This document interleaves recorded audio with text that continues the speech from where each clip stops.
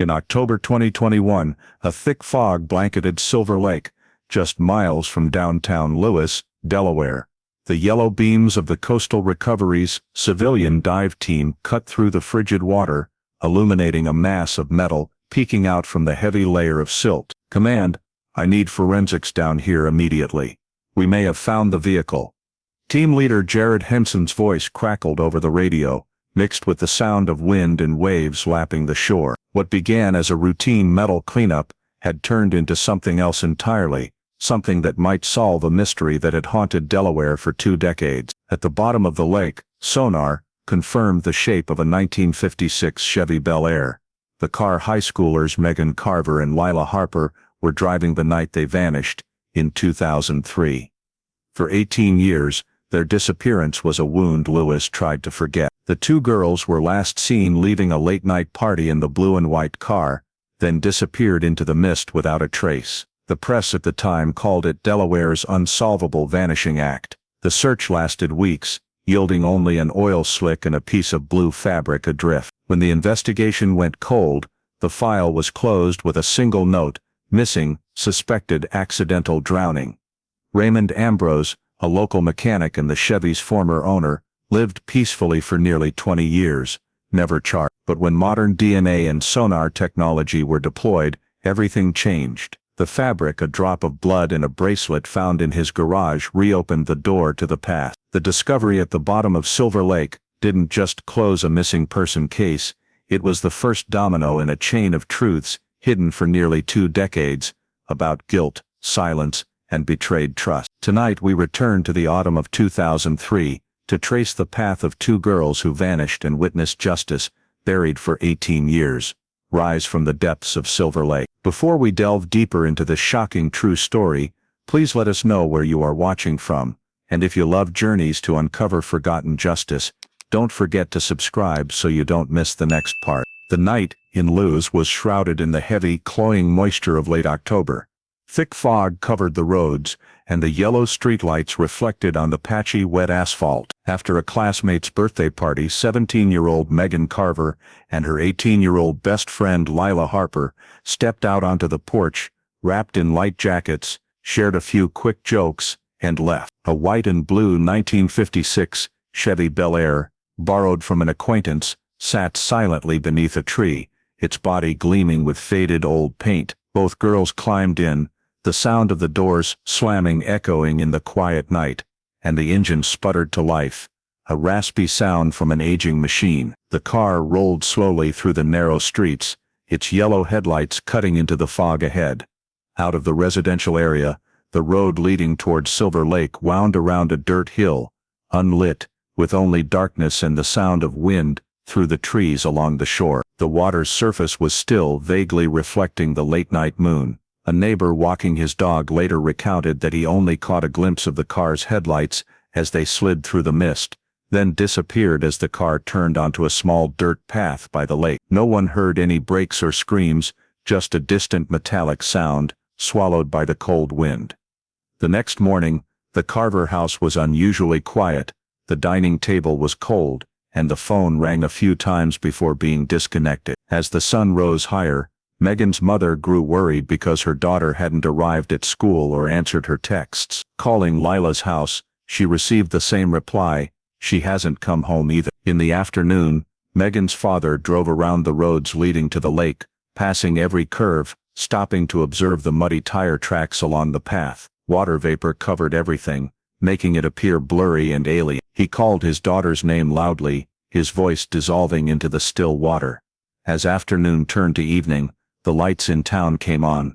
The small house on the corner belonging to the Carver family remained unlocked, the porch light on as a constant signal of waiting. Neighbors stopped by, offering comfort, suggesting the girls might have just stayed out overnight. But when the clock passed 9 o'clock, fear was evident in the mother's eyes. She picked up the phone, her voice trembling as she spoke to the dispatcher. "My daughter, Megan Carver, hasn't been home since last night. Her friend who was with her is also missing." It was just past 7 in the morning, but the mother's voice on the other end of the line was already shaking and desperate. He stood up, signaling to his colleague at the desk. "Could be a double missing persons case." The report was urgently dispatched to the Delaware State Police Office. Less than half an hour later, 2 patrol cars and a local rescue unit arrived at the Carver house. Police asked for basic information: last time seen, vehicle used, the girl's clothes. When they heard the detail about the old white and blue Chevy Bel Air, an older officer slightly frowned. This type of car was rare, easily recognizable, but also difficult to control because it was so old. Search teams were ordered to fan out in 3 directions: the route from the classmate's house, the residential area around Silver Lake, and the small bridge over the canal south of town. Around 10 o'clock that morning, the patrol team at Silver Lake reported back to the center. Suspicious traces had been found. 2 tire tracks were pressed into the moist earth, running parallel down close to the water's edge, and stopping abruptly. There were no signs of turning around, no skid marks. Nearby, a light oil slick shimmered on the water's surface, reflecting the weak sunlight. Lieutenant Thomas Green, assigned to lead the investigation, immediately went to the scene. He observed the tracks, noting every detail. On the bank, blades of grass were broken, a slide mark extended right to the edge of the lake, and a small hair clip was left in the mud. Green leaned over to look into the murky water, seeing nothing but a silent gray-blue color. By noon, the area around Silver Lake was sealed off. 2 professional divers from the Delaware State Rescue Team were mobilized. They dived in sections, using their hands to feel because visibility was almost zero. Each time they surfaced, they just shook their head. The water in Silver Lake wasn't deep, but the layer of mud was over 3 meters thick, making the search nearly impossible. An old handheld sonar was brought in scanning the suspected area. The signals returned were only scattered noise. As afternoon wore on, the search force added police dogs to sweep the shoreline. The dogs sniffed around piles of dry leaves, barked a few times, then fell silent again. There was no scent of living people, nor any new organic material found. Green walked along the water's edge, looking at the churned-up mud tracks. He thought of dozens of accidents he had seen, but in a lake this shallow, a car weighing over a ton couldn't just vanish without leaving a trace. Sunset descended. The lights of the police cars illuminated the lake, red and blue light, interwoven in the thick fog.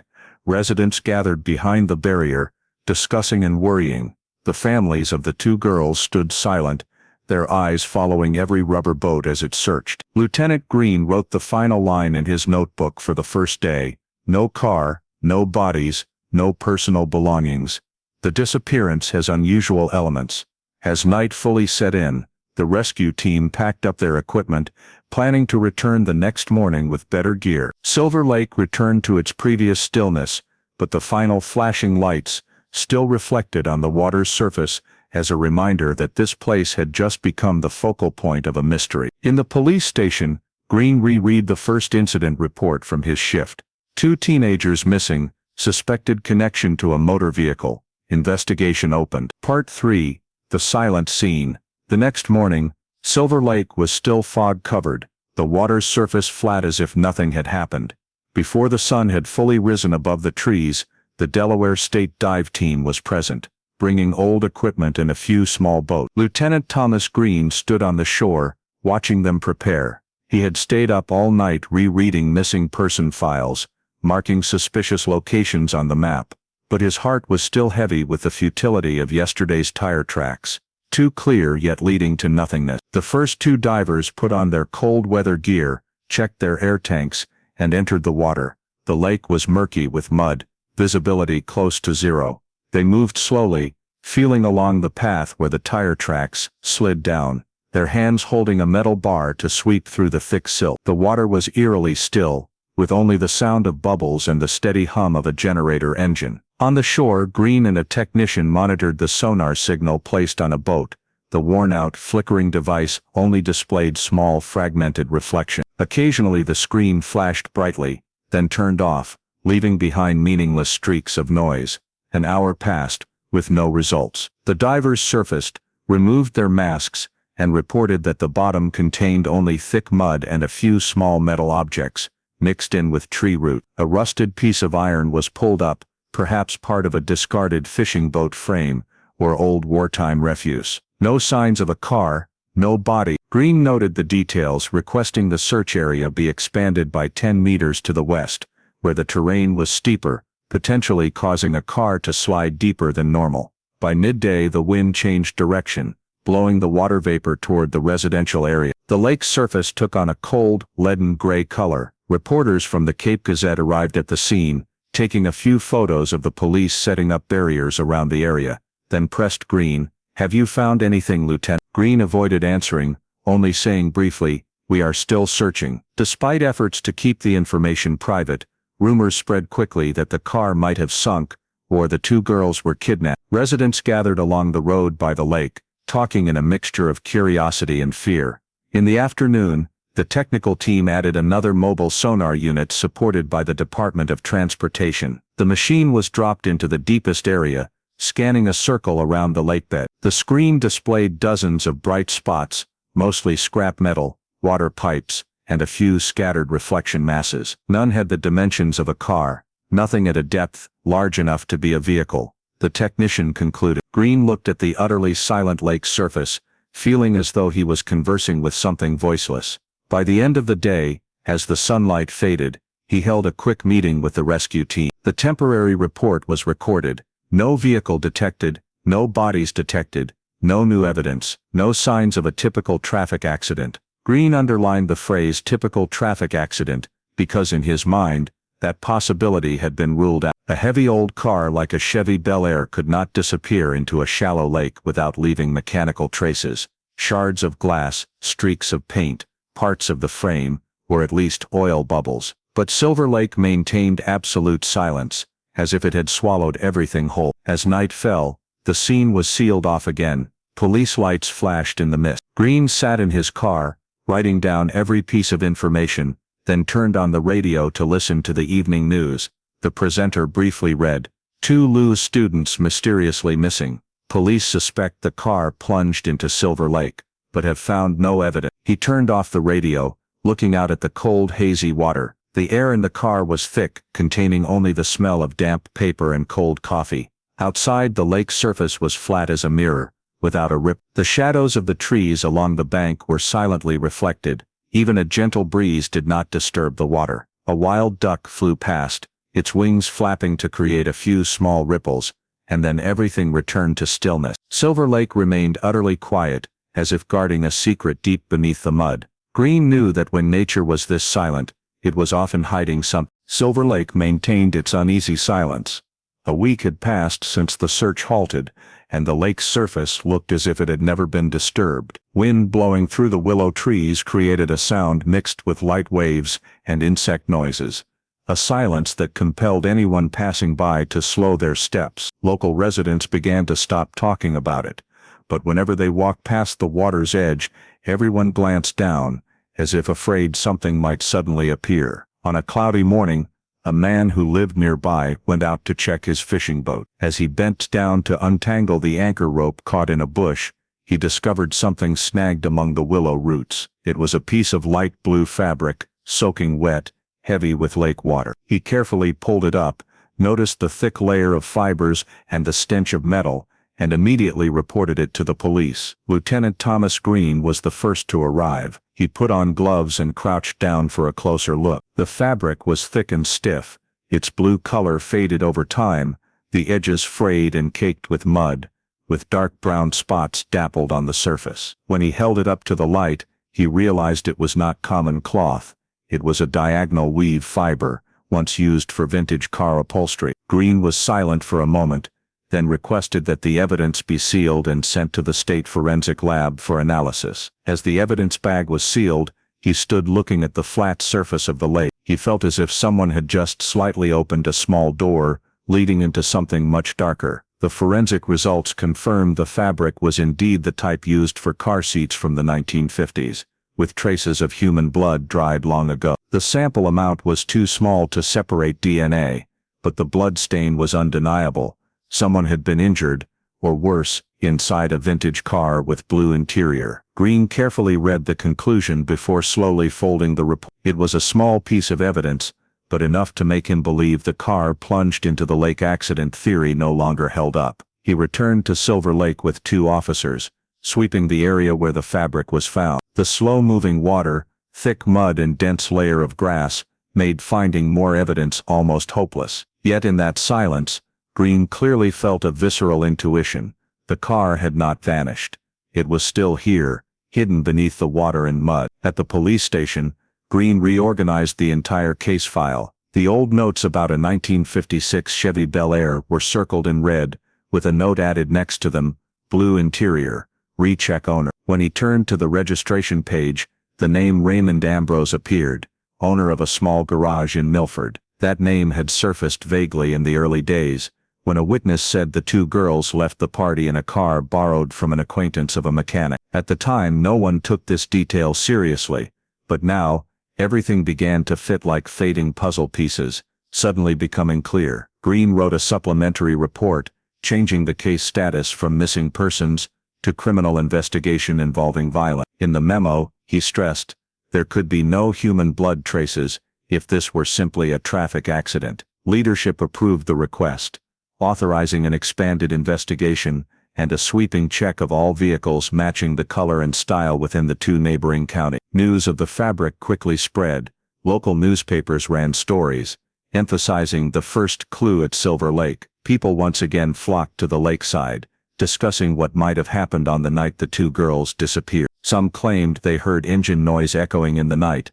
Others recalled seeing headlights spread through the mist. As for Green, amidst the noise, he saw only one thing. The silence of the water's surface remained unchanged. It did not react, did not reveal, only silently held onto the answer. As he left the lake, he paused by the police car, looking back at the dull gray water reflecting the misty sky. That small piece of fabric, wet, cold and carrying the scent of time, was the first thing that told him this disappearance was no longer a common mystery. It had crossed the boundary of randomness and stepped into the realm of crime. The name Raymond Ambrose lay neatly inside the red box Green had just marked on the file. He stared at the name for a long time, sensing something unexplainable.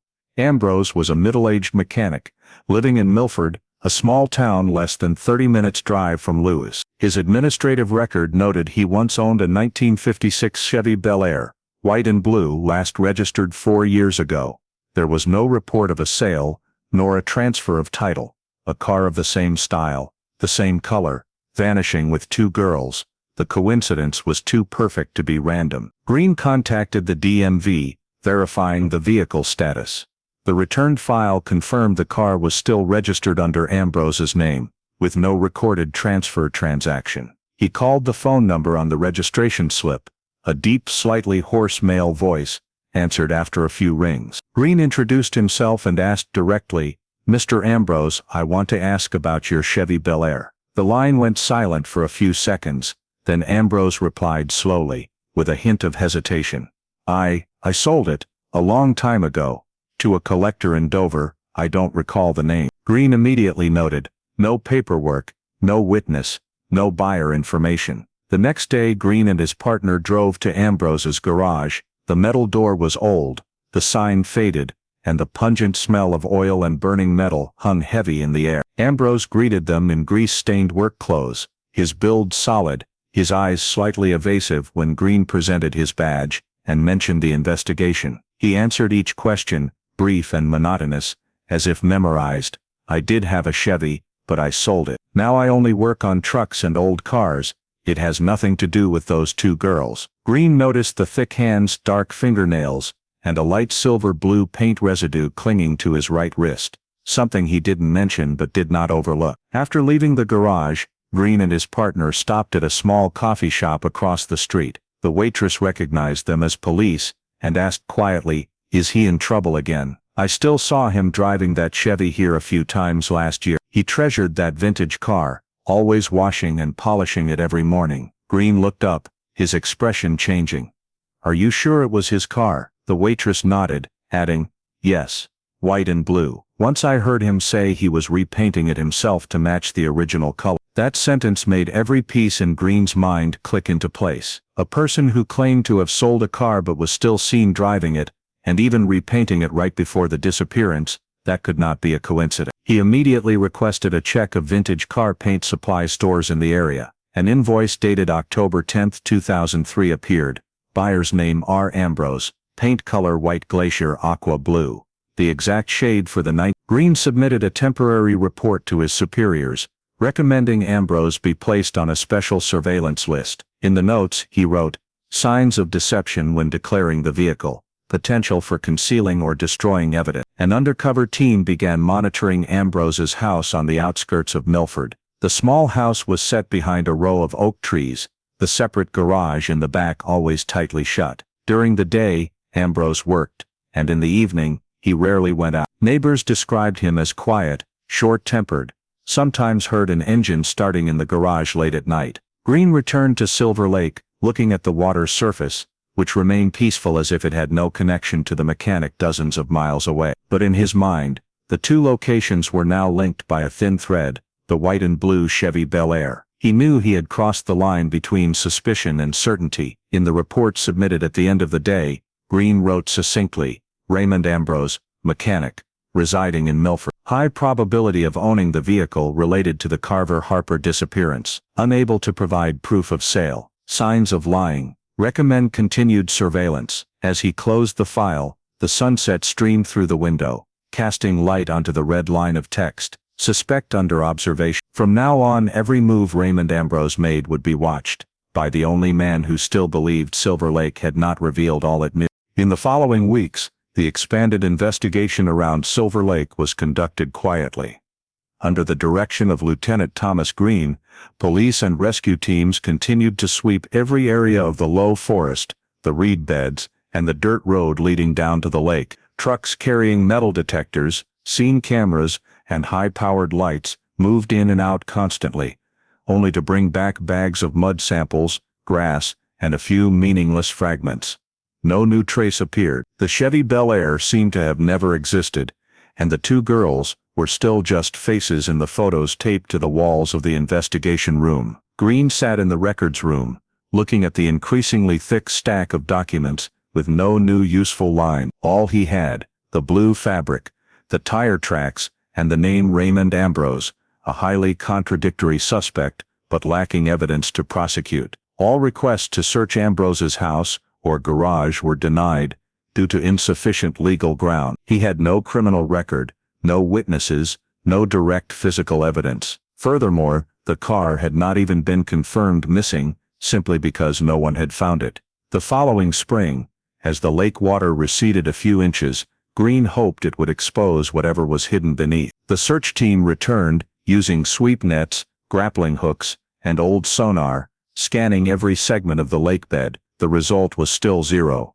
The water was pitch black, the mud smelled foul, and small fish swimming past startled everyone. At times, the sunlight on the water made a few people think they saw a faint bright object, but when divers went down, it was only a moss-covered log. After each day, Green stood at the water's edge, watching the small ripples fade away, feeling as if the lake was mocking him. During a sweep along the north shore, police incidentally discovered a pink hair tie caught in the wet grass. The tiny plastic piece made Green freeze. He clearly remembered in the statement that Lila Harper's mother said her daughter always wore a pink hair tie. The evidence was sealed and sent to the forensics lab, but the results only showed a few epithelial cells, insufficient for DNA identification. That trace, however small, was kept in the file as a final, fragile glimmer of hope. The Lewes community began to lose interest. Newspapers stopped publishing stories, and local television moved on to new narratives. The Carver and Harper families patiently sent letters, made phone calls, and sought volunteers, but every search ended in disappointment. Every year, on the anniversary of the girl's disappearance, people brought flowers to the lakeside. The site only weighed more heavily on Green, an unsolved case, a body of water that seemed to swallow time itself. Throughout the surveillance of Raymond Ambrose, the police gained nothing concrete. He still went to work regularly at the old garage, occasionally fixed cars for regular customers, and returned home to silence in the evening. Neighbors described him. He doesn't talk to anyone, just listens to old music. Sometimes starts a car engine in the garage late at night. No suspicious behavior, no sign of a crime. Green knew his intuition was not wrong, but the law did not care about intuition. He needed evidence, and the lake offered him none. A year passed, and the Carver-Harper missing persons file grew thicker with several repeated reports. No new discovery, No possibility of expanding the investigation. The Delaware State Police began shifting personnel to other cases. Green still maintained the habit of visiting Silver Lake whenever possible, even if just to look at the water and turn back. On some mornings, thick fog covered it like a curtain of smoke, making the lake a blurred mirror of the past, where he stood indefinitely without seeing his reflection clearly. By the end of the second year, the case review meeting concluded quickly. Superiors read the final statement. No physical evidence of a crime, no witnesses, undetermined location, vehicle, or remains. Recommend temporarily closing the file, moving to pending investigation status. Green sat silently, clutching his pen tightly. He understood that was the department's way of saying, dead end. When he left the conference room, he carried the thick file, its cover marked with a red label. Carver and Harper. In the hallway, sunlight shone through a small window onto the brass cold case unit plaque, making the letters glow like an irony. Green stopped, touching the cold metal. 2 years, dozens of dives, hundreds of hours of searching, ending in zero. That evening, he drove toward Silver Lake. The cold wind carried the smell of old water. Fallen leaves covered the lake's surface, drifting to the shore and dissolving. Green stood looking for a long time, then quietly said to himself, "This lake knows more than we think." He didn't know that for nearly 2 decades after, that sentence would become an obsession tied to his name, and to the very case that had now been closed, sinking deep with the silent water of Silver Lake. In January 2005, a brief internal memo was circulated to all units. The Carver-Harper case is transferred to the Delaware Police Department's Cold Case Unit.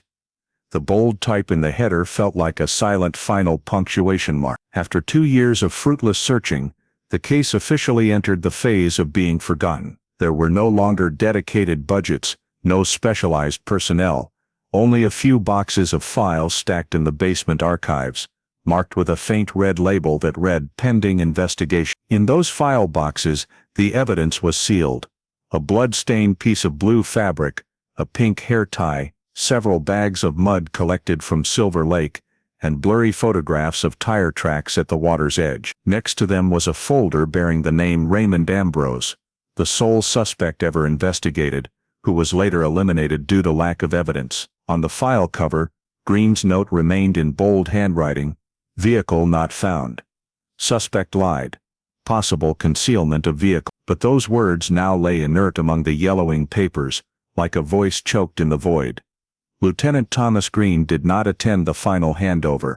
He had foreseen the outcome, and had nothing left to object. For 2 years, he had persistently requested to expand the search perimeter, and seek a warrant to search Ambrose's garage, but all requests were denied. Insufficient legal grounds, the answer was repeated so often it became a hollow refrain. To Green, the transfer of the file to Cold Case was nothing less than a declaration that justice had been frozen along with the lake. He took early retirement at the end of that year, bringing with him a complete copy of the entire file, a copy he later carefully kept in a wooden drawer at his home. People said Green could not let go of the case, and that was true. Throughout the years that followed, despite no longer having jurisdiction, he quietly took notes, clipped newspaper articles, and contacted anyone who had lived around Silver Lake at the time of. The wall in his study gradually filled with photos, maps and red threads connecting the timelines, a small network that only he understood.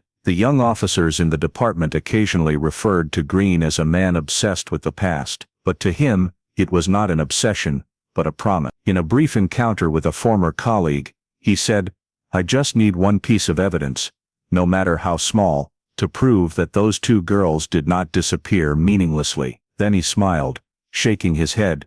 "The problem is, the lake just won't talk." Time passed, and Silver Lake gradually returned to its peaceful appearance. The area around the lake was renovated. A section of the embankment was rebuilt with concrete. The grass grew evenly, and tourists still came to enjoy the view every fall. No one remembered that under that water, dozens of divers and police had searched in vain. The Carver and Harper families moved away, taking their unclosed grief with them. And Raymond Ambrose, the suspicious mechanic, continued to live quietly in Milford, working in his old garage, his name no longer mentioned. The Cold Case Unit at the time had only 3 people, managing hundreds of unsolved cases. The Carver-Harper file was categorized as a missing body, missing vehicle, missing witnesses case, the type that had almost no chance of being reopened. They only needed to update it periodically.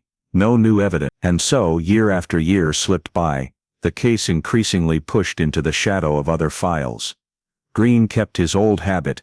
Every fall he drove to Silver Lake. No more blockades, no more police tape, just rustling trees and a thin mist covering the water. He brought a cup of coffee, stood watching the small ripples, and wondered, if the car was truly down there, why had no one seen it, and if it wasn't there, where could it have gone? These questions followed him for years, quietly like the silent surface of the lake itself. 10 years later, Green was older, his hair almost completely gray. In the drawer the file remained, clipped with a few new notes, random calls, residents' testimonies, and some inconsequential leads. But every time he reread it, the file's stillness made him feel something was still unclosed. There was no real ending, just enough time for people to stop asking. In an interview with a local station about unsolved cases, the host asked, "Do you still think about the Carver-Harper case?" Green paused for a long moment, then replied, "Every time I drive past Silver Lake,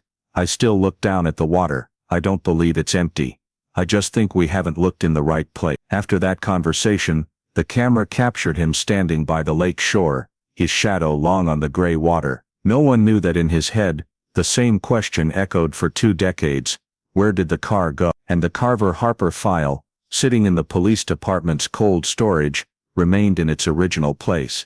A dusty old folder, tagged cold. No one opened it anymore except one person, former Lieutenant Thomas Green, who still believed that, sooner or later, the lake would speak the truth it had been hiding. Nearly 18 years passed since the Carver-Harper file was sealed. Silver Lake was no longer the cold scene of a disappearance, but a tranquil stop for tourists and fishermen. Green grass covered the banks, and the newly built resort opposite the lake reflected the night lights like a false peaceful painting. But beneath that murky water, the silence had never truly ended. One autumn morning in 2021, the civilian dive team Coastal Recoveries arrived at Silver Lake at the invitation of the local Environmental Protection Association. They specialized in clearing scrap metal, bicycles, and sunken debris from the lake, a semi-volunteer job, both to clean the water source and as a way for the divers to hone their skills. The team leader, Jared Henson,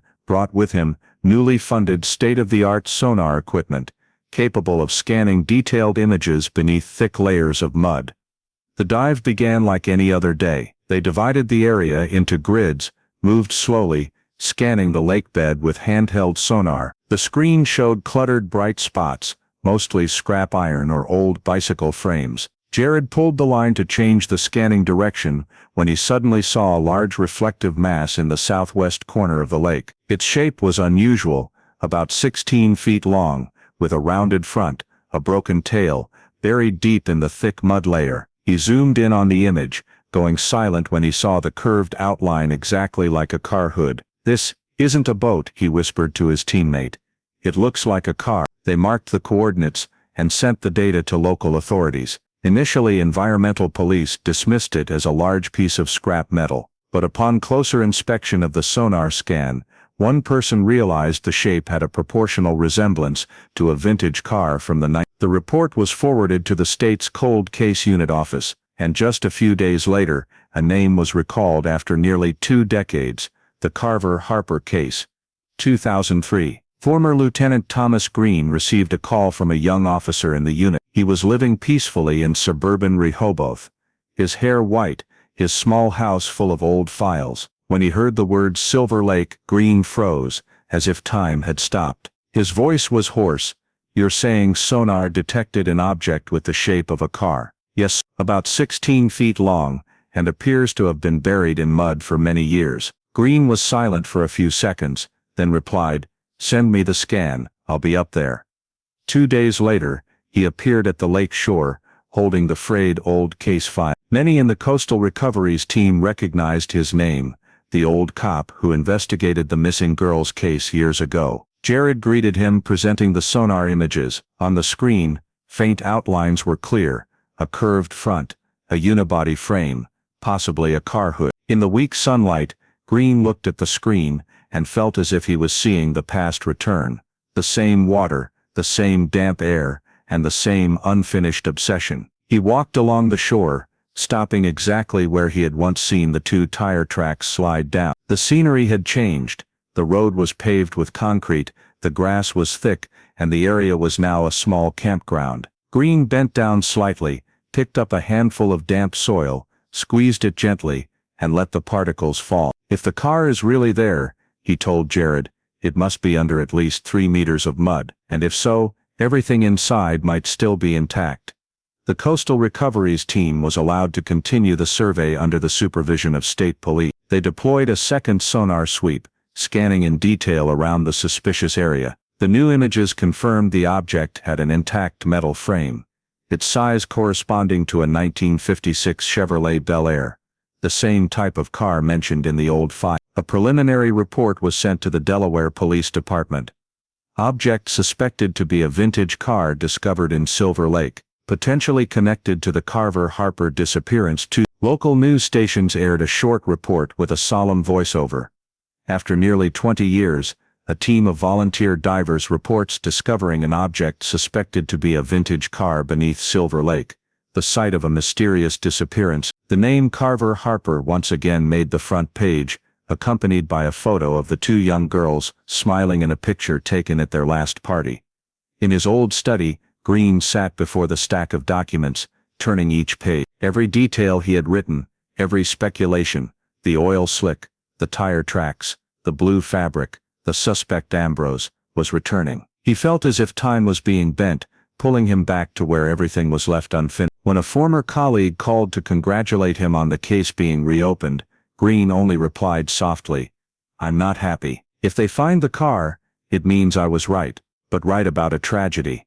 In the afternoon, he returned to Silver Lake with Jared. Both stood silently watching the water reflect a pale copper color under the sunset. A gentle breeze blew, creating small ripples that spread outward. Jared said, "We'll start diving this weekend. Do you want to be here?" Green nodded, his eyes still fixed on the lake. "I've waited 18 years to see this water speak the truth. I will be here." As darkness fell, the yellow lights from the dive station reflected on the black water, looking like lost bright spots in memory. And in the deep layer below, amidst the thick mud and algae, a metal mass covered by time lay still, waiting to be touched, waiting for the story buried for nearly 2 decades to surface with a human breath. The Carver Harper case, after 18 years, was officially reactivated. It was just breaking dawn, and a thin mist still hung over Silver Lake. The entire area had been temporarily cordoned off for the verification dive. The Coastal Recoveries team prepared their equipment, checking air tanks, anchor cables, and underwater cameras. On the shore, Lieutenant Thomas Green, now an old man with gray hair, stood next to the Delaware State Police car, clutching the old notebook containing his notes from nearly 20 years ago. He looked at the calm water with a feeling of both anticipation and fear. If the object beneath was indeed the 1956 Chevy Bel Air, Silver Lake's silence was about to end. Jared Henson, the dive team leader, signaled for the members to take the handheld sonar and dive lights down. Safety lines were secured to the anchor post, and the sound of the air compressor hissed in the cold, damp air. As the first diver submerged, white bubbles rose around. Just seconds later, Jared's voice came over the radio. "Visibility is poor, mud is nearly 2 meters thick. I am approaching the object at a depth of 11 feet. The screen on the boat showed blurry images from the camera mounted on the dive helmet, a dark gray mud bottom, clusters of algae swaying in the heavy, rust-smelling water. Then in the frame, a curve appeared, faintly bright, shaped like a car hood covered in sediment. Metal object sighted, curved surface, length matches sonar data," Jared said. Green leaned close to the screen, his eyes unblinking. The divers began to clear the mud around the frame with their hands. A fragment of broken glass glimmered, reflecting the light like a dead eye. Just beneath it, a piece of faded blue fabric was revealed, stained with mud and algae fibers. Jared carefully cut a small section, placing it into a waterproof sealed bag. He spoke softly over the radio. We found interior material light blue fabric. When the sample was brought up, Green took it with gloved hand. He opened the bag, examining the thick fabric, the familiar diagonal weave. Though discolored by time, he recognized it immediately. It was the exact material of the fragment found in tooth. "Take it to the forensics lab," he said, his voice hoarse. "If it matches, this is the final piece of evidence." While the technicians on shore examined the material, the dive team continued their work underwater. Jared reported, "The car frame is unibody, the front end is pointing down, the front wheels are buried. The entire hood and left door are heavily rusted." Another diver managed to move the camera around the car's tail, and in the dim light, a faint inscription appeared on the rear bumper, "Chevrolet." The entire team on the boat fell silent. Green clenched his fists, his gaze fixed on the screen, as if he dared not believe that he was finally seeing it. The car that had haunted him for nearly 2 decades. The state forensics lab confirmed the results just a few hours later. The newly recovered fabric sample perfectly matched the evidence from 2003. The same type of fiber, the same woven structure, and characteristic interior paint, traces of the 19. Green read the report, feeling his heart pound in his chest. He looked up at the lake, through the window of the temporary office, where the afternoon light was setting. "It never left here," he whispered. That afternoon, the dive team completed marking the boundaries and setting up locator buoys around the object. The area was marked with red floats, 30 meters in diameter, awaiting the official salvage order. News of the discovery spread like wildfire. Delaware newspapers uniformly reported, "Suspected car discovered under Silver Lake. 2003 disappearance case may be solved." The blurry image of the Chevy in the water appeared on the front page, next to the headline, "The truth is surfacing from the bottom of the lake." That evening, after the crowds had left, Green remained. He sat on a folding chair, facing the water now covered in yellow lights from the houses around the lake. The sound of insects blended with the distant engine of a patrol boat. In his mind, the image of the 2 young girls was clearer than ever. The smile in the old photograph, the gaze directed towards a future they never reached. A young officer approached, offering him a hot cup of coffee. "Do you think this is really their car?" he asked. Green looked out at the lake, the lights reflected in his tired eyes. "There's no doubt," he replied slowly. "This is the Chevy Bel Air. That car has been here for 18 years, right in front of us."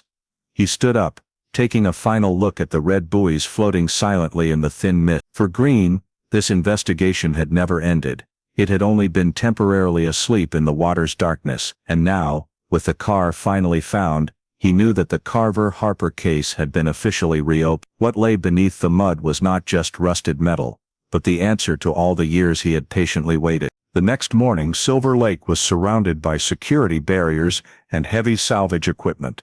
The entire area resembled a small construction site. The sound of generator engines, mixed with the clang of metal, echoed across the water. The dive team from Coastal Recoveries, along with forensic technicians from the state of Delaware, were coordinating the next phase, the recovery of evidence from the Chevy Bel Air that had rested beneath the lake for 18 years. Lieutenant Thomas Green, wearing a heavy worn jacket, stood on the shore observing.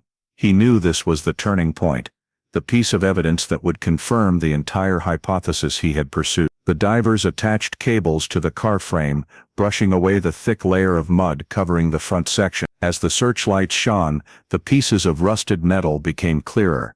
The body was ruptured on one side, the hood was collapsed, and the glass was shattered into countless small fragments. One of the divers used a technical knife to scrape off the mud caked onto the door frame, revealing a thin metal strip about 3 inches long, with a silver glint. He gently removed it and carefully placed it into a sealed bag. When the object was brought up, the sunlight was just enough to show a faint but clear inscription etched onto it. Lot 4041 DL. Green took it, put on gloves, and looked at the inscription deeply carved into the metal. Despite the rust, the numbers were still readable. To him, it was not just a material remnant of the past.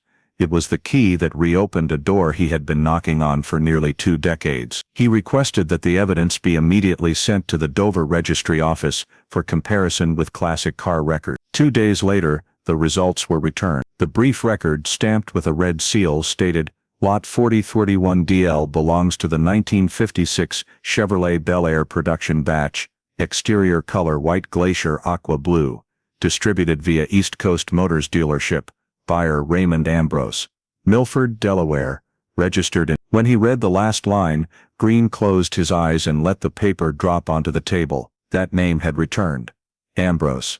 He immediately drafted a report to the state police, requesting the resummoning of the old suspect. The warrant was signed that day. When the Milford police arrived at the garage, Ambrose was still working, his clothes covered in grease, his demeanor calm as if unaware. They read the summons. He merely looked up, wiped his hands on a rag and said curtly, "I have a lawyer." No resistance, no surprise. The interrogation took place at the Delaware headquarters. Ambrose leaned back in his chair, his eyes cold, his mouth tightly shut. In front of him was a photo of the metal strip, etched with Lot. Green, the former lead investigator, sat opposite, asking slowly, "Do you remember the Chevy Bel Air you said you sold?"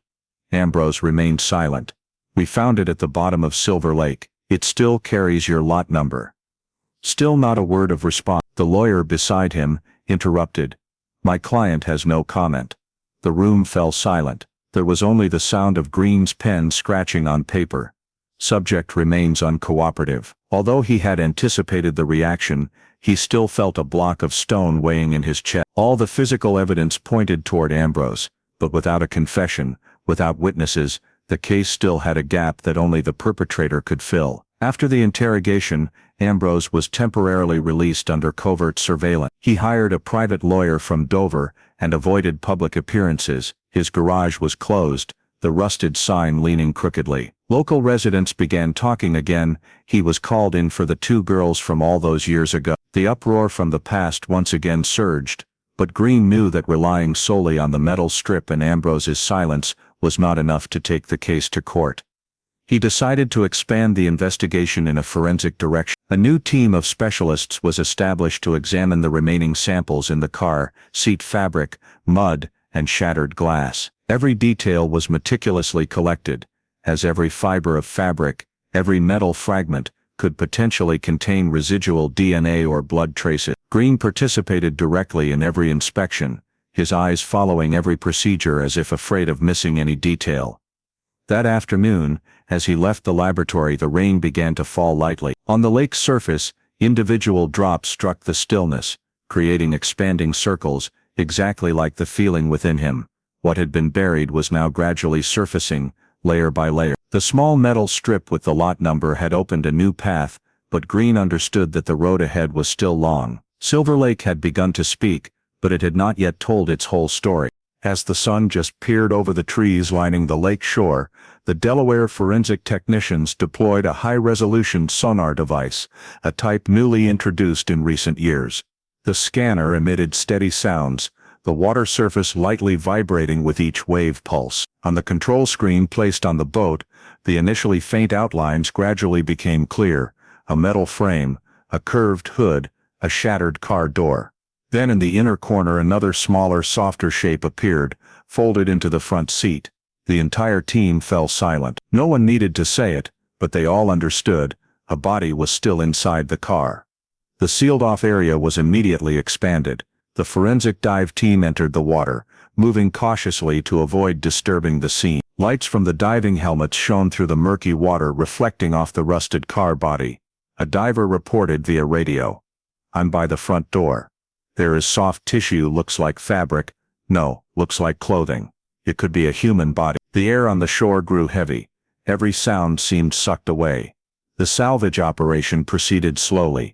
As the crane lifted the car body out of the water, a thick layer of mud poured off, revealing the shattered window and the empty space inside. The entire car looked like a black, waterlogged, heavy block of stone. When the door was opened, the technicians saw more clearly: part of a shoulder blade and long hair still clinging to the front seat, tangled in the metal frame. No one spoke a word. Green stood a few yards away, his hands clenched into fists. 18 years of waiting.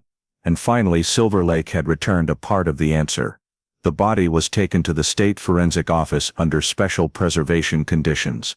The identification process lasted many hours. The clothing fabric and the remaining bone were more intact than expected, perhaps thanks to the thick mud that had coincidentally preserved the body. The DNA results were announced 2 days later, a match to the genetic profile of Lila Harper. Green read the report, a constricting feeling in his chest. He remembered the face of the mother who came to the police station in 2003, her eyes red as she held her daughter's photo. Now at least, they could bring Lila home. However, that small solace quickly gave way to a larger question. Where was Megan Carver? There were no signs of the second victim in the car, no other blood traces, no bone fragments, no personal belonging. Only an empty driver's seat, torn fabric and a deep scratch on the door frame, as if someone had tried to open it from the inside. Green looked at the photos of the scene, his fingers slightly trembling as he touched that detail. Maybe Megan escaped, a young investigator suggested, but he just shook his head. If she escaped, she would have left traces. No one vanishes in the middle of a lake with nothing. The forensic office continued to excavate evidence in the car, a faint silver bracelet, a few strands of hair, a piece of shirt fabric, and a metal button popped off the seat. All were sealed for further testing. However, only Lila's DNA was confirmed. No sign indicated that Megan had ever been in the car when it sank. This caused the case, instead of closing, to expand into a new branch, the possibility that the two victims did not die at the same time, or in the same location. Green returned to Silver Lake that evening, after the media had left. The lake surface was still flat, reflecting the yellow light of the patrol car. He stood on the shore, looking down at the position where the car had been, now only tiny bubbles of water rippling. In his mind, the radio voice from the morning echoed, "There is soft tissue, could be a human body." Those words haunted him, both a confirmation and the beginning of another suspicion. He reopened the old file. The notes about Raymond Ambrose were still there. The handwriting faded but still clear. Suspect lied about selling the car. Signs of concealing evidence. If Lila was found in the car, and Megan vanished completely, only one person could know the truth. Green called the investigative team, his voice low. "We will check the entire area around Ambrose's house again. If the second girl isn't in the lake, she might be lying somewhere else." On his desk, 2 photos were placed side by side. Lila Harper smiling brightly at her graduation, and Megan Carver with a calm gaze, holding a coffee cup. Now one person had been found, while the other remained in the dark. Green knew that the case was not over. It had just entered a new chapter. Silver Lake had spoken a part of the truth, but the rest, the more cruel part, was waiting to be unearthed from drier ground than water. The identification of the body in the Chevy Bel Air as Lila Harper moved the case into an entirely new phase. But at the same moment, as the rest of the car was analyzed, the forensic office sent a supplementary report. There were no traces of Megan Carver's DNA inside. No hair strands, no blood traces, no fingerprints, no evidence proving she was in the car at the time of the accident. This caused all previous hypotheses to collapse. If both left the party together and only one was found, where did Megan go? Lieutenant Thomas Green did not accept the idea that she was simply yet to be found. He was too familiar with the gaps in criminal files, and often, those very gaps held the solution. In the small room of the temporary headquarters, he spread maps of Lewes and Milford onto the table, circling in red the areas related to Raymond Ambrose, where he lived, his working garage, the routes he usually traveled. His pinpoint stopped at the outskirts of Milford, the small plot of land behind the house where Ambrose had been under surveillance. Green reopened the old file, the land management office notes immediately catching his eye. Raymond Ambrose, application to level and renovate the backyard, August 2. That time was just a few months after the official investigation had paused. The file was approved, accompanied by a small drawing showing a 400-square-foot area, described as replacing old soil with a sand and gravel base. He read it over and over, then slowly folded the file. Why would a person living alone need to level their backyard right after the case was closed? He wondered to himself. The next day, Green and 2 young investigators drove to Milford. Ambrose's house still stood there, surrounded by an old wooden fence, the backyard paved with flat concrete tiles. The garage was locked tight, weeds growing between the cracks in the pavement. Green walked along the narrow path beside the house, stopping at a flat area about 2 meters square. He subtly bent down, touching the rough layer of bricks, noticing a few slight depressions. This area was rapport, he said, looking around. The dirt here is a different color. The technical team was called in for a preliminary survey. A small ground-penetrating radar, GPR device was set up for a test run. As the radar waves passed through, the screen showed a faint but clear image. An unnatural void beneath the layer of bricks. Nothing could be concluded, but Green felt a jolt run down his spine. He requested that the status quo be maintained and returned to headquarters to seek a warrant for property inspection. The legal process was slow. Ambrose's lawyer objected, stating that the previous search warrant had expired, and there was no direct evidence of a new crime. But when Green presented the sonar report, Lila Harper's DNA assessment, and the land leveling application file at the exact time the suspect was under surveillance, the Chief Justice was silent for a moment and then signed the warrant. A new search warrant was issued, allowing police to excavate the backyard area of Ambrose's house to search for supplementary evidence. News of the search warrant quickly spread. The press flocked back to Milford. Cameras focused directly on the gray wooden house of the old mechanic. Ambrose, now over 60, avoided contact, appearing only once in the shadow of the garage, then disappearing behind a closed door. When reporters asked Green if he believed he would find Megan Carver there, he simply answered, "If I am wrong, I will withdraw. But if I am right, she never left this place." The excavation date was set for the weekend. The forensic team brought large GPR equipment, a small excavator, and a lighting system to work through the night if necessary. Green stood on the paved walkway, where the wind carried the smell of old oil and dampness. He felt the air around the house was heavier than usual, the kind of silence that only places that have buried secrets carry. As the forensic team began removing the bricks one by one, Green stepped back a few paces, holding his small worn notebook. In it he had once recorded a quote from a 2003 witness. "I saw Mr. Ambrose washing his car late that night. There was blue paint on his hand." At the time the quote had no investigative value, but now, in this setting, it was like a whisper echoing back from the past. Before leaving the scene, Green looked one last time through the wooden fence. The sun was setting behind the garage, the light staining the flat piece of ground yellow. He knew this moment was only temporary quiet, because when those bricks were peeled away, what was buried underneath could end 18 years of searching, or push the Carver-Harper case into a darker chapter.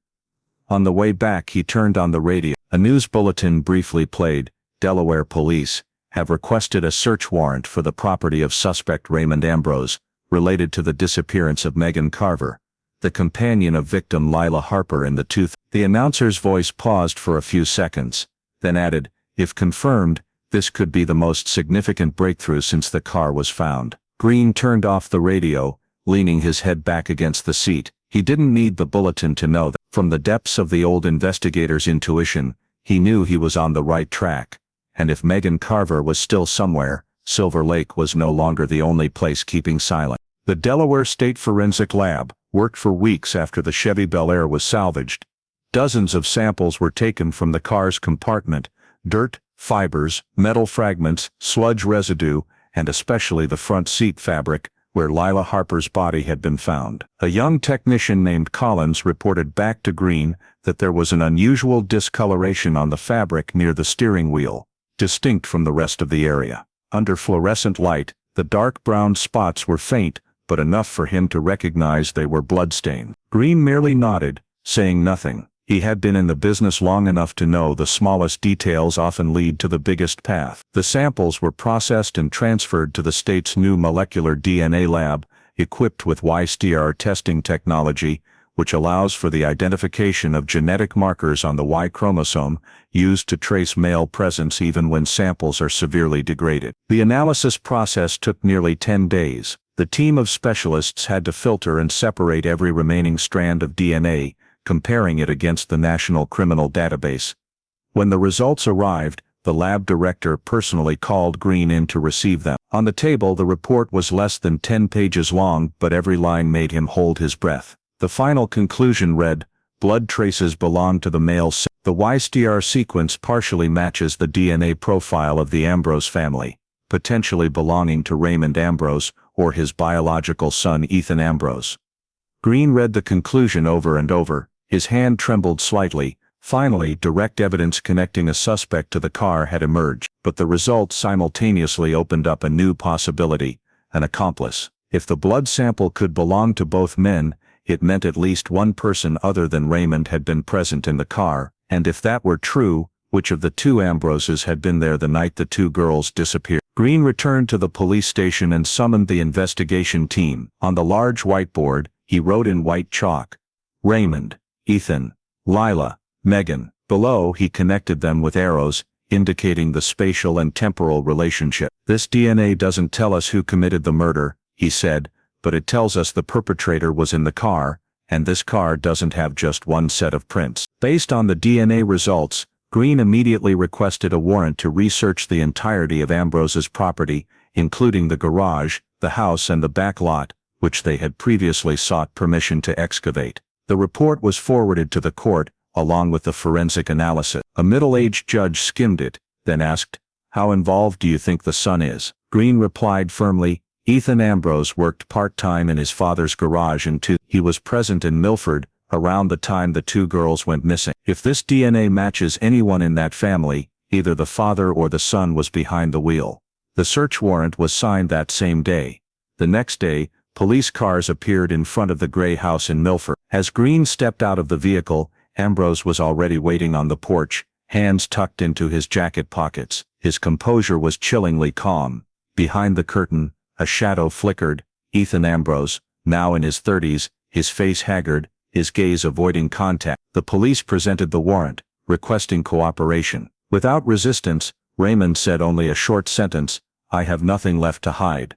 In the garage, the smell of machine oil mixed with dampness and rust. Technicians began checking every corner from the workbench and tool shelves to old storage containers. They took samples of dust, paint traces and stains on the walls. In a corner of the garage, Green discovered a tarp covering an old metal frame. When he pulled it away, he found a dismantled car door underneath, painted light blue, the same color scheme as the Chevy Bel Air. Forensics confirmed that the paint formula matched the car's interior paint color. Everything seemed to be chaining together, piece by piece. While the forensic team worked, Green observed the two Ambroses sitting silently at the kitchen table. The atmosphere in the house was thick. The father maintained a grave gaze, while the son avoided communication. Something was abnormal. Not just fear, it was distant. It was an unspoken secret. In the afternoon, as the evidence van drove away, Green received an update. Additional blood samples collected from the door frame also showed a match to the Ambrose family. One DNA sequence, two possibilities. He noted in his book, "Cannot be just one person involved." That brief sentence marked a shift in the entire investigation. Before leaving the scene, Green stood looking at the small house, silent in the fading afternoon light.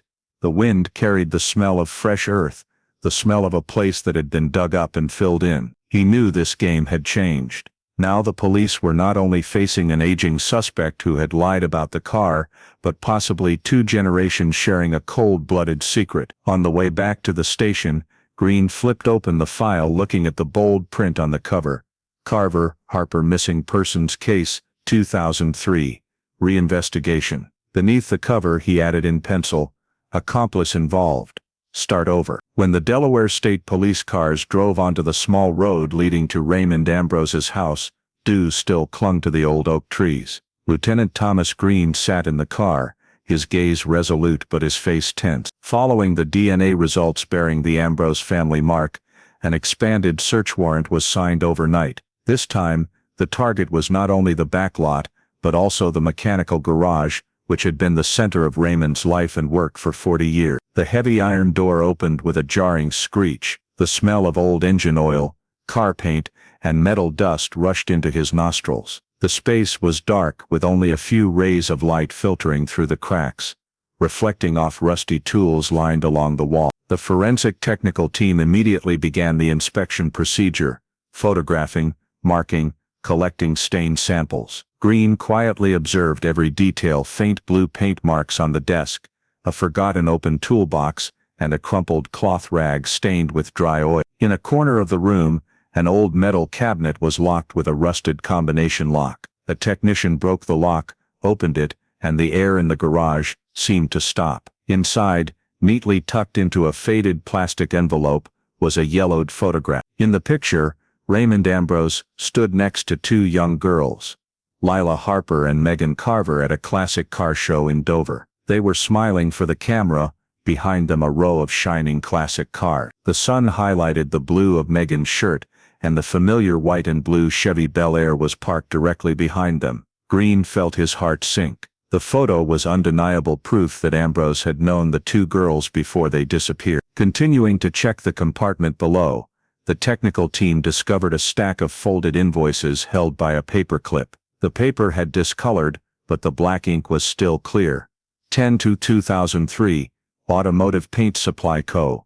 Order Glacier White, Aqua Blue, for 19. Those were the exact interior and exterior paint colors that forensics had confirmed. Green read each word slowly, feeling as if time itself was rolling back. He vividly remembered the coffee shop waitress who had said that Ambrose repainted the car right before the two girls went missing. Now the invoice was the missing piece to complete the old testimony.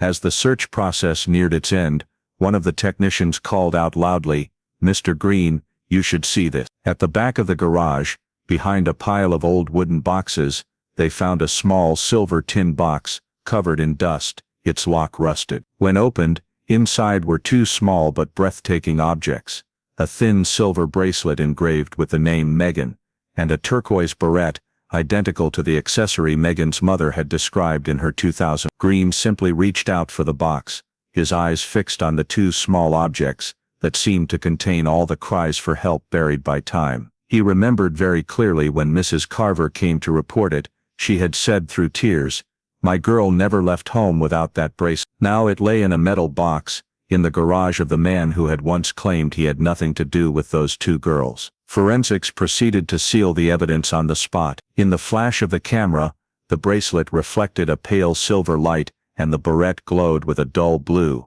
the same shade of blue as the interior of the Chevy that had rested beneath Silver Lake for nearly 2 decades. Everything was placed into preservation bags, numbered, Exhibit 1047, belonging to the victim Megan Carver.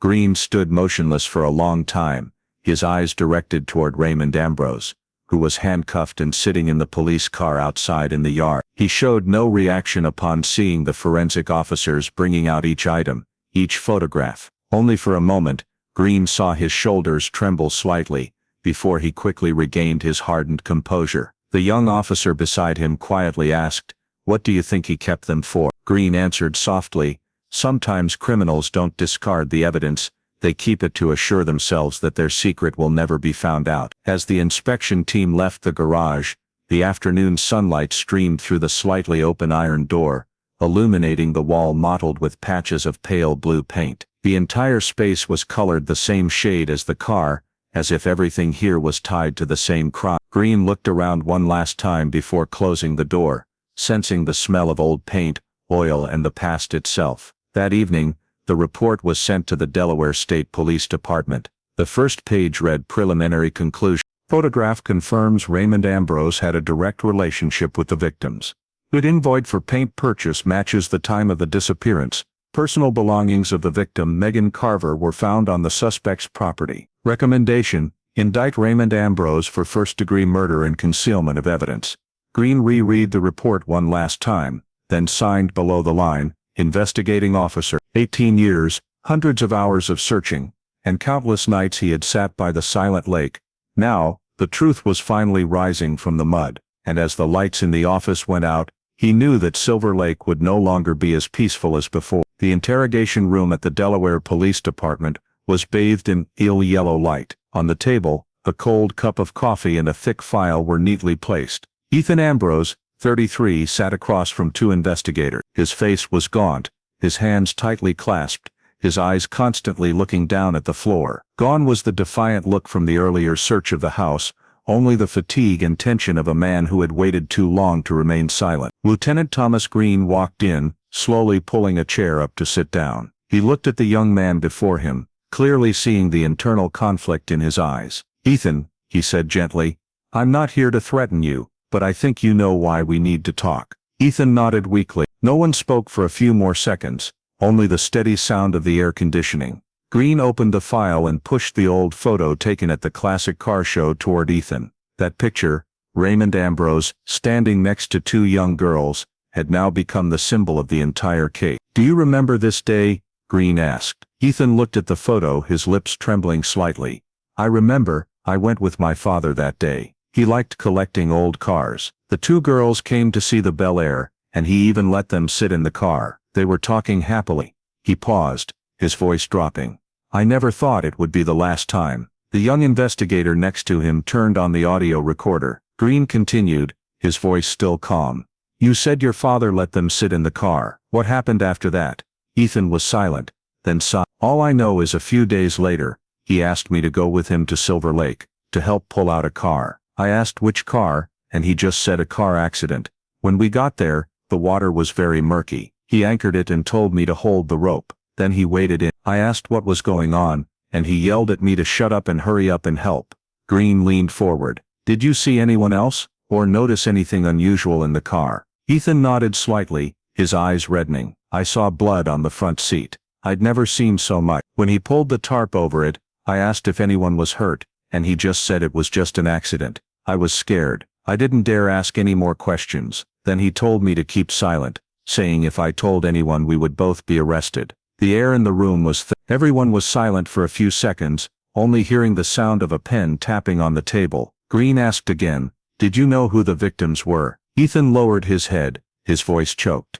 "I recognized them when I saw the news. They said two girls were missing. I knew one of them was the girl in the picture, but I didn't dare do anything." He looked directly at Ethan. "Why are you talking now?" Ethan was silent for a long time, then took a deep breath, as if he had been holding it in for years. "I kept that secret for 18 years, but when they found the car, I knew it couldn't be buried forever. I live with that nightmare every night. I hear the water, I see the blood, I see their faces. My father did something wrong, and I kept silent." Green opened the second photo, the image of the silver box with Megan's bracelet and barrette. "Do you know about these objects?" Ethan glanced at them, then nodded. "I once saw him put that box in the garage, but I didn't dare open it. I thought it was just old car part." Tears streamed down his face, his voice breaking. "Now I understand, he kept it because of the guilt." As the interrogation neared 3 hours, Ethan was asked to sign the statement transcript. He did so without hesitation. In the record he confirmed that Raymond Ambrose was the one driving the Chevy Bel Air the night the two girls went missing, that he was in a panic because of an argument that escalated into violence, and then tried to conceal the crime scene by sinking the car into the lake. Ethan also testified that his father had returned to the scene a few months later to level the backyard, because he was afraid someone might find more. After signing, Ethan looked up at Green, his eyes like those of a man who had just shed a huge burden. "I know I'll be considered an accomplice," he said, "but if I can help them rest in peace, I accept it." Green nodded slowly. "What you did today cannot erase the mistakes of the past, but at least it gives them back the voice they lost." Outside, the sun was setting. A police officer stepped in, announcing that the prosecutor had prepared an arrest warrant for Raymond Ambrose based on the testimony and physical evidence. When the door opened, the hallway light shone onto Green's face, older, wearier, but in his eyes was something he had not had for 18 years, the belief that justice was finally drawing near. Ethan was let out in silence. As he walked past the door, Green quietly said, "You just did the right thing in your life." The young man stopped, nodded slightly without turning his head. A few hours later, the official arrest warrant was signed. Raymond Ambrose, the Milford mechanic, who had insisted he had nothing to do with those two girls at Silver Lake, was now a suspect in a first-degree murder case, and with the son's testimony, the Carver Harper case, after nearly 2 decades of silence, finally had an answer. It was March 2024, and the Delaware weather was still cold, with thick fog enveloping the small streets around Milford. That morning, the residents of the quiet neighborhood were woken by the sound of police car engines and red and blue lights flashing across their windows. After 18 years, the Carver Harper case had finally reached a turning point few had dared to believe. Arrest warrants for Raymond and Ethan Ambrose were being executed. Before the sun could rise, Delaware State Police special agents had surrounded the gray wooden house where Raymond lived. The task force moved in, coordinated with the forensic unit and the prosecutor. Green, though retired, was present, standing silently outside the perimeter, his heavy coat pulled tight around his neck, his eyes fixed on the front door. He once said, "I won't believe it's over until I see cuffs on his hands." The door opened after several sharp knocks.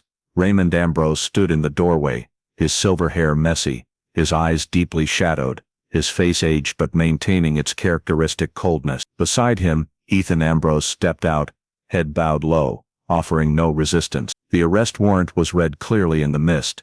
"Raymond Ambrose and Ethan Ambrose, you are being charged with first-degree murder, concealment of evidence, and obstruction of justice in the Carver-Harper case, which occurred in 2000. As the police moved to handcuff him, he spoke softly, just loud enough for Green to hear. "You people don't know a thing." The statement didn't sound like a threat, only a tired breath, but it still thickened the air. Ethan, conversely, did not utter a word. His face was placid, his eyes red-rimmed. As he was led to the car, he glanced toward Green, as if to say something, but then stopped himself.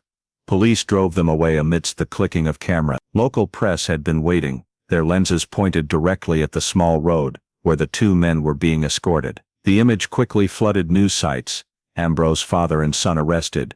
Carver-Harper case officially closes investigation phase. The headline was brief, but to the people of Delaware, it signified the closing of a long chapter. At the Dover Police Headquarters, prosecutor Elaine Morris held a press conference. Before dozens of reporters, she announced, "The physical evidence, DNA results, and witness testimonies are sufficient grounds to charge Raymond and Ethan Ambrose. Both will be prosecuted for first-degree murder under Delaware state law. We believe that justice, though delayed, has finally arrived." Green sat behind the row of journalists, listening in silence. He knew those words were not just legal procedure, but the conclusion of nearly 2 decades of his pursuit. In his mind, the image of the two girls in the old photograph flashed, Lila Harper and Megan Carver, their youth forever frozen on that foggy night in 2000. After the press conference, he was allowed into the holding room to witness the final testimony. Raymond leaned back in the chair, hands cuffed, face expressionless. When Green entered, he looked up, his dull gray eyes staring straight ahead. "I knew you'd be back," Raymond said, his voice husky. "I knew you'd never give up." Green replied softly, "I didn't come back. The truth is what pulled me here." Raymond chuckled, a laugh devoid of remorse. "You think arresting me is the end? That girl, Megan, you never found her." Green did not answer. He merely looked at the man before him, then said slowly, "There are things you can't bury forever.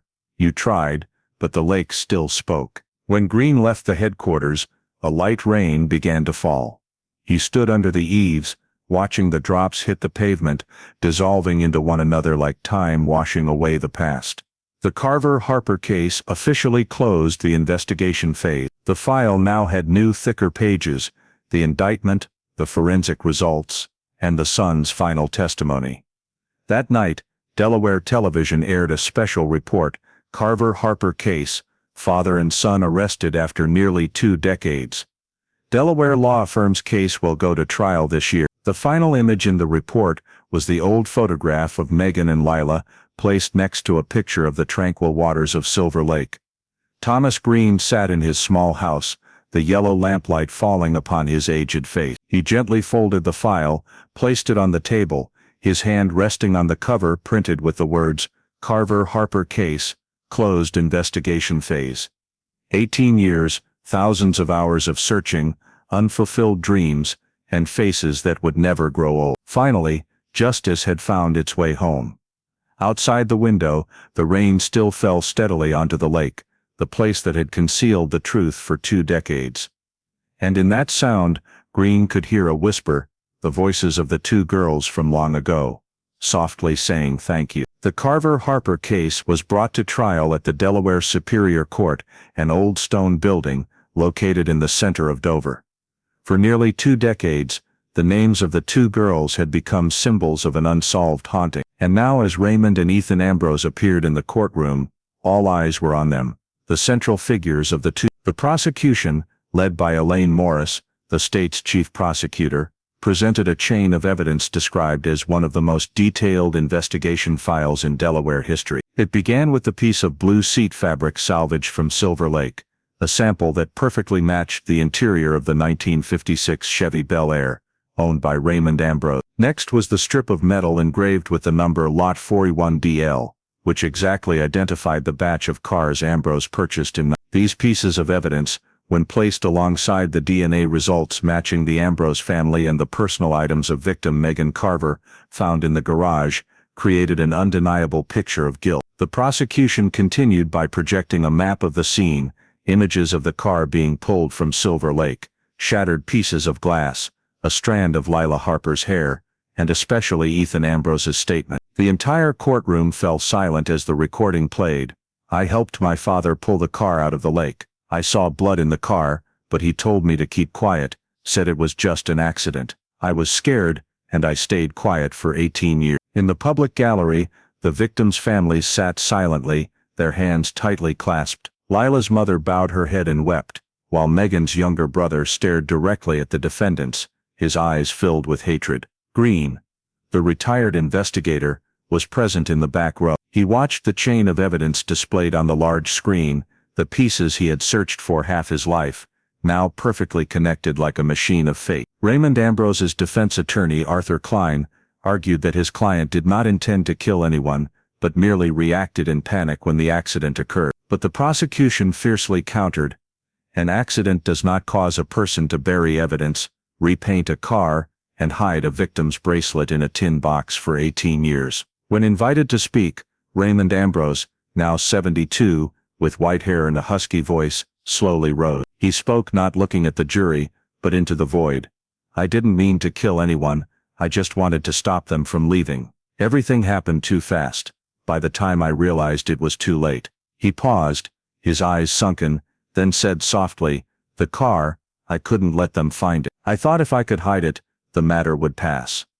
The courtroom fell silent, broken only by the sound of the court clerk's pen recording the minutes. Green looked at the man before him, his heart no longer angry, only empty. To him the man standing there was no longer the cold-blooded killer of the past, but a man who had buried himself with his own guilt.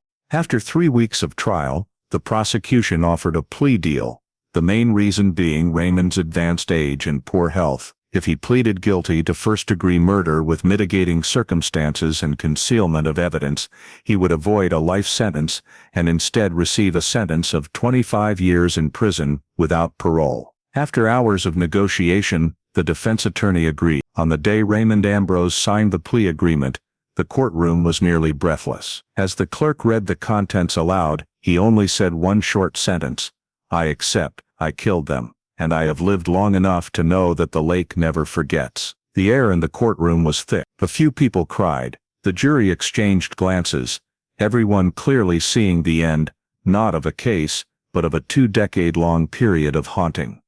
Ethan Ambrose, who had revealed the whole truth and cooperated with the investigation, was charged with accessory to murder and concealment of evidence. The prosecution recommended a reduced sentence due to his sincere cooperation and providing crucial testimony that helped solve the case. The court accepted.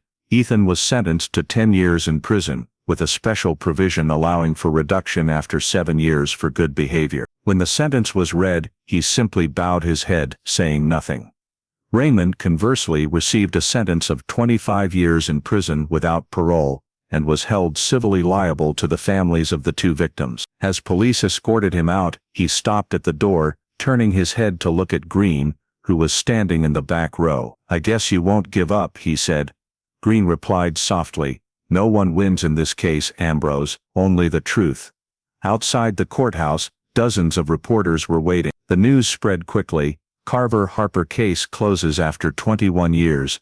Ambrose father and son sentenced. The Delaware community erupted in a wave of indignation. Many felt the sentence was too light, especially for Raymond. The Delaware Post ran a large headline, Justice Delayed, and Half Delivered. But for the investigating agency, the case was marked as solved. One of the state's longest-standing cold cases successfully cracked. In the final press conference, prosecutor Elaine Morris said, no sentence can bring them back, but justice is not about revenge, it is about the truth finally being acknowledged. Thomas Green left the courthouse as the afternoon faded. He stopped on the stone steps, looking up at the pale gray sky. 18 years of searching, sleepless nights, times the file was closed, and then reopened. It all ended here, in a sentence that was incomplete, but true. That evening, in his small house in Rehoboth, Green sat alone before the stack of old files. He reopened the photograph of the two girls together at the 2003 party, their smiles still bright, untouched by time's dust. He softly said, "Justice came late, but it still came. Rest now." Outside the window, the autumn rain fell lightly. Somewhere a few dozen miles away, Silver Lake was silent again. The calm water reflected the moonlight, like a mirror closing 2 decades of lies, blood, and silence. The Carver-Harper case, finally, had a conclusion. In the spring of 2025, Silver Lake became busy again, but not with tourists or fishermen as in previous years. On the shore, hundreds of residents from Lewes and Milford gathered on a chilly morning for a memorial service for the 2 victims, Lila Harper and Megan Carver. Flags were draped along the willow trees, and pale blue ribbons fluttered in the wind. On the tranquil water, dozens of white flowers drifted, each petal carrying a farewell for the 2 girls who were lost to time. The ceremony was led by Lieutenant Thomas Green, now over 70, his body thin but his eyes still sharp as they were on the first days of the investigation. He stepped up to the makeshift wooden platform, looking out at the silent crowd. His voice was husky but clear. 21 years ago, the spot where we are standing was a scene of loss. But today, it is a symbol of what justice can achieve, even when delayed. After the brief speech, he bowed his head for a long time. Below, those who had participated in the investigation, forensic technicians, divers from the Coastal Recoveries group, and prosecutor Elaine Morris, were all present. Jared Henson, the leader of the dive team, was invited to speak. He recounted the moment the sonar first displayed the image of the car buried at the bottom of the lake. "When I saw that metal frame, I didn't know if I had found a car or recovered a piece of memory the entire town had forgotten." The audience rose to applaud,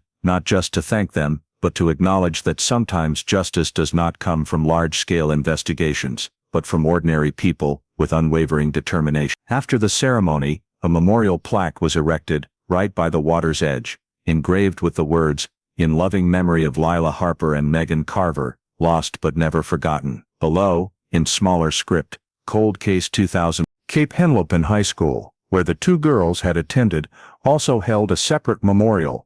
The school board announced the establishment of the Harper Carver Memorial Scholarship Fund, awarded annually to outstanding female students in criminal investigation and forensic science technology. The ceremony took place in the small auditorium, with 2 old photographs hung on the wall. Megan, with messy blonde hair and a bright smile, Lila with a gentle face and confident brown eyes. When their names were called, the entire hall fell silent. An old teacher wept softly, saying, "They didn't just leave a memory, they left a reason for us to believe in justice." In the weeks following the verdict, Delaware newspapers published continuous articles about the case. The Delaware Post led with the headline, "Silver Lake Speaks, When Cold Cases Finally Find Their Voice." The article praised the cooperation between the investigating agencies, modern DNA technology, and especially the civilian dive group, Coastal Recoveries, people who volunteered to clean the lake. Unknowingly, unearthing a secret buried for nearly 2 decades, the Forensic Journal published a professional analysis, calling it one of the strongest proofs of the power of Y-Store DNA in solving long-standing cold cases. Technician Collins, the first to discover blood traces in the seat fabric, became a prominent figure in the Institute of Justice Science program. He said, "No sample is meaningless, only people are not ready to listen to what the evidence has to say." The Delaware State Police held a brief press conference to announce the closing of the Carver-Harper file, officially marking the end of one of the longest-running cold cases in the state's history. The file was permanently stored in the Delaware Bureau of Investigation's archive, with the bold inscription, "Solved, March 20." Case closed after 21 years. The local community, though finally having an answer, was still heartbroken. Many felt the sentence for Raymond Ambrose was too light, but most acknowledged, justice is imperfect, but at least the truth was spoken. At a small cafe near the center of Lewes, people who had followed the case from the beginning still gathered weekly, telling each other the story of the 2 girls, the antique car and the old police officer who refused to give up. Thomas Green did not appear much after the memorial service. He spent most of his time by Silver Lake, sometimes just sitting still for hours, his eyes watching the calm water reflecting the sky. People often saw him holding a cup of coffee, with 2 white daisies placed on the table. When reporters asked if he felt satisfied, he only replied briefly, "I don't think justice is a victory. It's a reminder that every action leaves a trace, whether it's under the mud, in the water, or in human memory." A year later, the Carver-Harper investigation documents were included in the curriculum at the Delaware Police Academy. Young cadets viewed it as a classic example of the power of persistence, science, and human belief. In the classroom, a large map of Silver Lake hung on the wall, beneath which was the line Green handwrote when he left the precinct, "The lake knows more than we think, we just haven't been willing to listen." Late that evening, Silver Lake lit up again with hundreds of candles. Residents released floating lanterns, letting the light drift toward the center of the lake. The water reflected the tiny flames, shimmering like thousands of returning memories. A gentle breeze blew, causing the candles to sway. Someone whispered, "Finally they have returned." On the edge of the crowd, Green stood silently. He watched the small lights fade on the water, his heart strangely peaceful. 21 years, hundreds of people, countless long nights, all for one simple thing, the truth. And when the wind stopped, the lake returned to stillness, only echoing the words he spoke at the morning memorial, "No one truly leaves if we remember them." Silver Lake was silent, but this time, it was no longer the silence of guilt, but the final piece of justice, faith, and unforgettable memory. The story of the Carver-Harper case is not just a tragedy solved after more than 2 decades, but also a reflection of the reality of American society today, where justice may come late, but never completely vanish. Through the journey of Lieutenant Thomas Green, we clearly see the value of persistence and belief in science, in the legal system, and in the people who dared to keep going when all seemed to have stopped. The truth unearthed from the bottom of Silver Lake, thanks to modern DNA technology, thanks to the courage of the civilian dive group Coastal Recoveries, and above all, thanks to the dedication of an investigator who refused to surrender, reflects the conviction that in American society, justice is not only protected by law, but also by the conscience of every individual. In this country, where every person has a voice and the right to speak, the story reminds us that silence can kill the truth, just as Ethan Ambrose lived in torment for 18 years, until he decided to speak out. That lesson touches every American today, that daring to speak the truth, even late, can bring light to justice. Like Green, modern individuals, from police, journalists, to ordinary citizens, all have a responsibility to maintain faith in the truth, because if one person gives up, justice will be buried one more time. Silver Lake in the story is a symbol of America's memory. Although time casts a shadow, there are always people who believe that one day, the truth will surface. Thank you for following us on the journey to find justice over 2 decades in the Carver-Harper case, where the truth finally surfaced from the bottom of Silver Lake. Don't forget to subscribe to the channel to watch other cold case stories, where every clue, no matter how small, can change a fate.